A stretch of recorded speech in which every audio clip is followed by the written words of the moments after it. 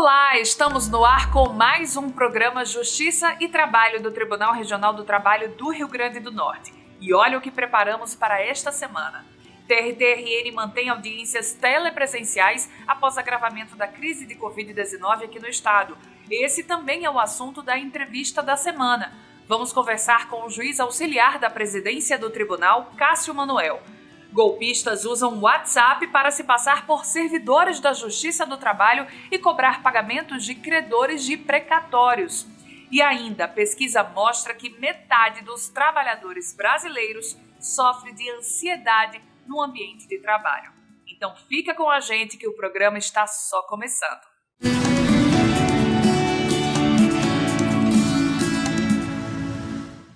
O Tribunal Regional do Trabalho do Rio Grande do Norte decidiu manter pelos próximos 15 dias as audiências apenas no formato telepresencial. O motivo é o agravamento da pandemia de Covid-19 aqui no estado. Durante esse período, o tribunal limitará o acesso às dependências a magistrados, servidores e estagiários e dará ênfase ao teletrabalho.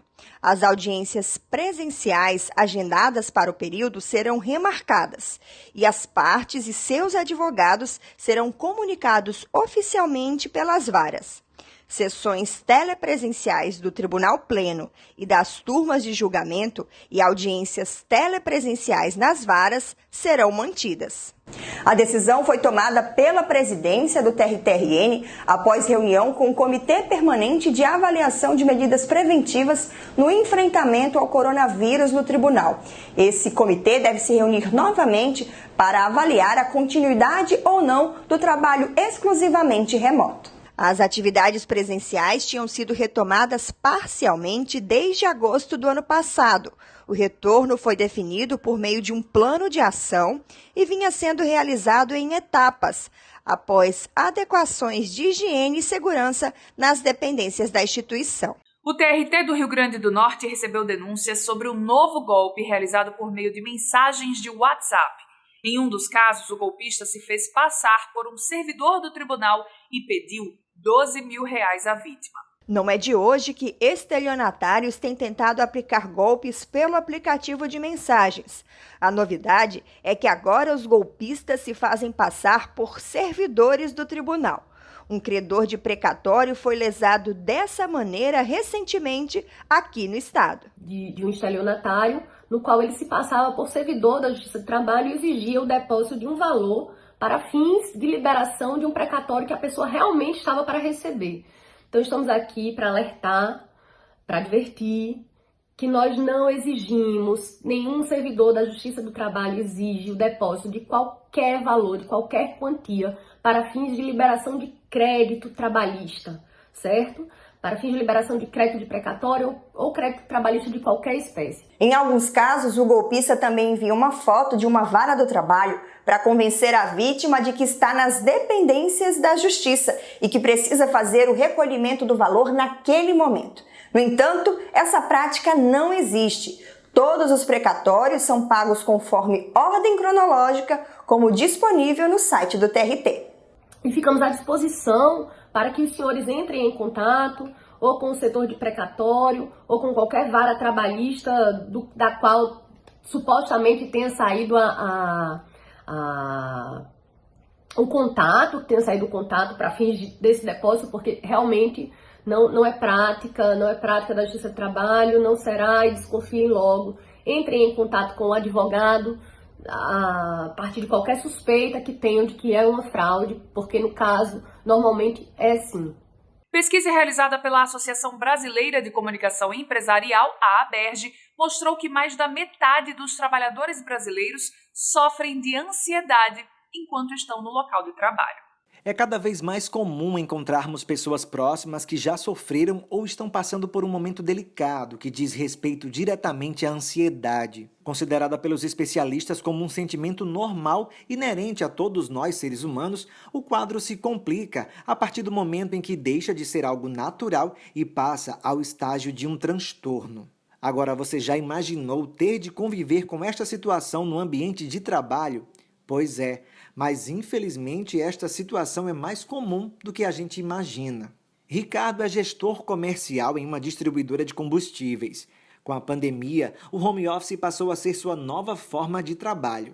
Mas com ele e junto às pressões do dia a dia, seu quadro de ansiedade foi ainda mais agravado. Desde muito pequeno, eu já fui diagnosticado com ansiedade e é algo recorrente na minha vida pessoal e profissional. Com o agravamento da pandemia, né, do home office, das necessidades também de restrição,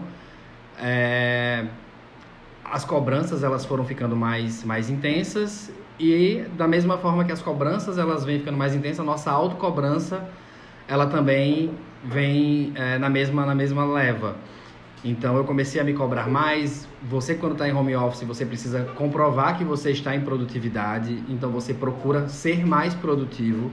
Você, ao contrário do que, né, muitas empresas e gestões acham, quando o funcionário ele está trabalhando remotamente, ele não tem mais tempo livre, até porque você não tem oportunidades e nem possibilidades de sair, por exemplo, para matar hora. Então você não vai almoçar fora na hora do seu almoço. Você vai acordar todos os dias dentro do seu próprio ambiente de trabalho. Então você vai dormir trabalhando e você já acorda trabalhando. Você não consegue descompactar a hora de sair do trabalho e a hora de chegar em casa, porque você está sempre no trabalho dentro de casa. Então, como a minha casa ela passou a virar o meu ambiente de trabalho, todas as ansiedades e expectativas e frustrações que eu tenho dentro daquele ambiente, eu trouxe para cá. Depois de procurar ajuda com um profissional e iniciar um tratamento para o seu quadro de ansiedade, Ricardo hoje já consegue passar por momentos mais estressantes da rotina de trabalho. Mas outros fatores o ajudaram e muito a amenizar o quadro. A música, com certeza, foi um deles.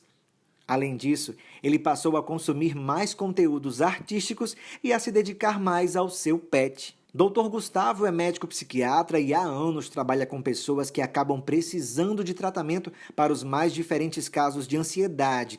O transtorno de ansiedade ele tem realmente aumentado a frequência no consultório, nos atendimentos públicos e privados, né? As principais queixas ligadas ao trabalho, que nós podemos intitular de síndrome de burnout, né? É o esgotamento físico, mental, o cansaço, a dificuldade de concentração, a dificuldade de memória, né? Sintomas físicos como dores articulares, dores cervicais, alterações do sono.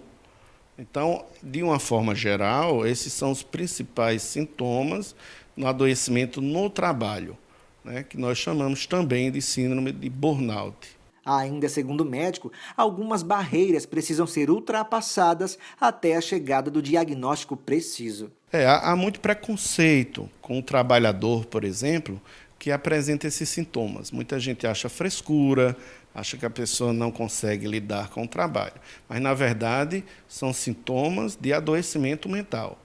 Uma vez diagnosticado, ele deve procurar um médico especialista, um psiquiatra, também alguns profissionais psicólogos, por exemplo, para a realização de psicoterapia. Por quê? Porque vai precisar de um tratamento contínuo, provavelmente com medicações, né, que vão ser necessárias para que os sintomas venham a desaparecer e a pessoa passe a ter uma vida mais funcional, uma vida dentro de parâmetros de normalidade. De acordo com dados divulgados antes da pandemia da Covid-19, publicados pela Organização Mundial da Saúde, o Brasil é considerado o país mais ansioso do mundo.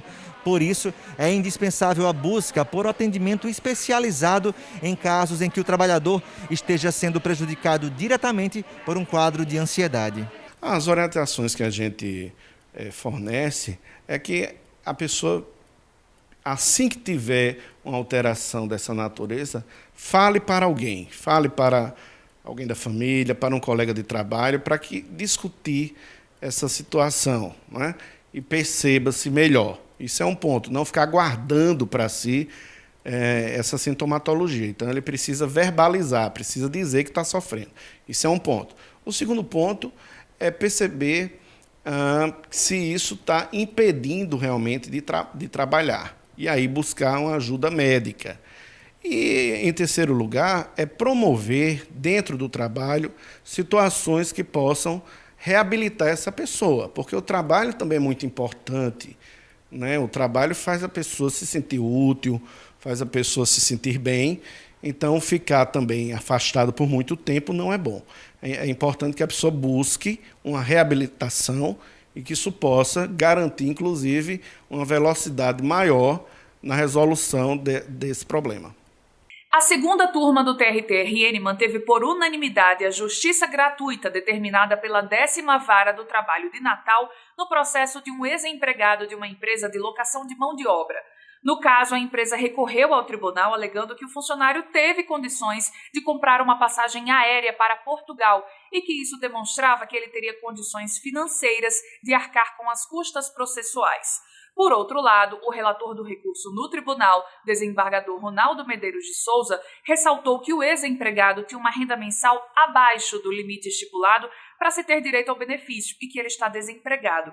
O funcionário alegou em defesa que as passagens foram compradas de forma parcelada e que o objetivo da família era tentar a vida em Portugal, mas que por causa da pandemia a viagem foi cancelada. Tem direito à justiça gratuita quem recebe salário igual ou inferior a 40% do limite máximo dos benefícios da Previdência, que é de R$ 6.101,06. Agora fazemos uma pausa e na volta tem uma entrevista com o juiz auxiliar da presidência do TRT-RN, Cássio Manoel. Nós vamos falar sobre a decisão do tribunal em, mais uma vez, manter apenas as audiências telepresenciais por causa do aumento do número de casos de Covid-19 aqui no estado. Não saia daí.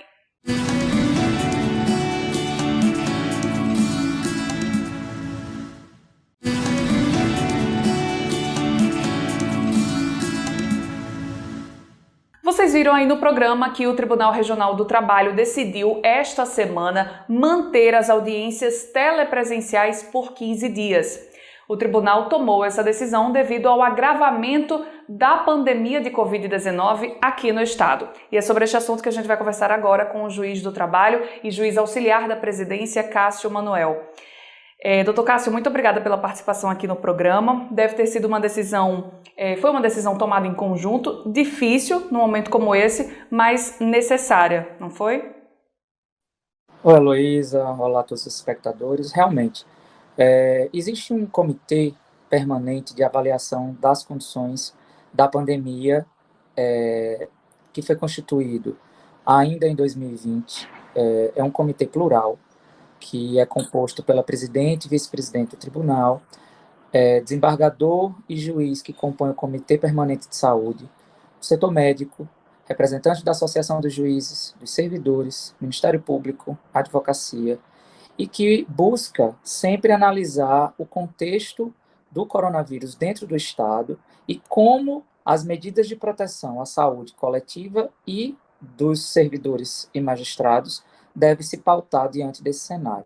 Que atendimentos são esses, Cássio, que vão ficar suspensos de forma presencial durante esse período? Bom, nesse primeiro momento, todos os atendimentos de secretaria, no balcão da secretaria das varas da capital e do interior, não serão realizados, nem as audiências presenciais. Todos os demais atos de funcionamento interno do tribunal, as sessões de julgamento e as audiências telepresenciais, todas serão mantidas regularmente. Então, em que fase que a gente retoma nesse plano que foi desenvolvido no ano passado? Bom, nós estávamos na fase 2. A fase 2 previa a possibilidade da realização das audiências presenciais e atendimentos presenciais em um número de servidores presencial até 50%. Mas, diante dessa situação que nós estamos vivendo atualmente, o comitê entendeu que era o caso de retornar à fase 1, na qual o número de servidores presentes desenvolvendo as atividades internas no tribunal seria da ordem de 30% e as audiências e sessões de julgamento do tribunal serem exclusivamente telepresenciais. É importante deixar claro que por muitos meses, em 2020 até então, o tribunal instalou e passou a realizar audiências, muitas vezes só de forma telepresencial. Então não é uma novidade para o tribunal, os servidores e magistrados, advogados também já estão todos bem habituados com esse formato, não é, doutor? É verdade, Heloísa. A realização das audiências telepresenciais em 2020 se mostrou uma medida extremamente eficaz para a movimentação dos processos. Então, durante a boa parte aí de março até pelo menos final de setembro, todas as audiências, em primeira instância e segunda instância, eram realizadas de forma telepresencial. Então, existe já a cultura desenvolvida, infraestrutura tecnológica desenvolvida e conhecimento suficiente para a realização desse tipo de tarefa. Inclusive, mesmo depois da realização das audiências presenciais ou semipresenciais, muitos magistrados e advogados estavam optando por realizar pelo menos uma parte das audiências telepresenciais. A questão da audiência presencial, em muitas situações, ela ocorre, na grande maioria das vezes, a sua necessidade por dificuldade tecnológica das partes. Normalmente do reclamante, porque não tem internet com velocidade suficiente para sustentar uma audiência muito longa, às vezes as testemunhas e algumas vezes também o próprio reclamado. Então, na maioria das vezes, quando todas as partes têm condições de fazer a realização da audiência telepresencial, ela se mostrou aí um mecanismo extremamente eficaz, não há nenhum prejuízo efetivo às partes, e nas situações de processos em que seja impossível a realização da audiência telepresencial, vai ficar aguardando ao retorno à fase 2. A parte mais difícil, né, doutor Cássio, certamente foi instalar, né, e adequar todo o sistema para funcionar nesse formato telepresencial. Agora todos já conhecem, já estão mais habituados, e é esperar realmente que a situação melhore e não contribuir negativamente para a pandemia, né? Exatamente.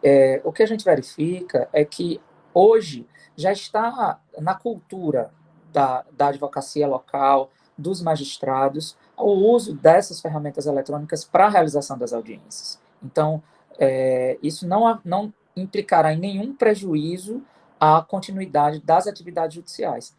Até porque, além das audiências em si, toda a movimentação dos processos, dado o fato de que nós somos um tribunal 100% de processos eletrônicos, eles já acontecem tranquilamente no desenvolvimento do teletrabalho. Então, a questão essa medida foi tomada, recomendada pelo comitê e acatada pela administração do tribunal exatamente para esse propósito. Cássio Oliveira Manuel, juiz auxiliar da presidência do Tribunal Regional do Trabalho aqui do Rio Grande do Norte, obrigada pela entrevista e um bom trabalho para todos vocês. Eu que agradeço, Heloísa, esperamos que em breve tenhamos boas notícias e possamos retornar às nossas atividades regulares. O programa Justiça e Trabalho vai ficando por aqui, mas você pode continuar nos acompanhando, você já sabe, através das nossas redes sociais. Uma excelente semana e até a próxima!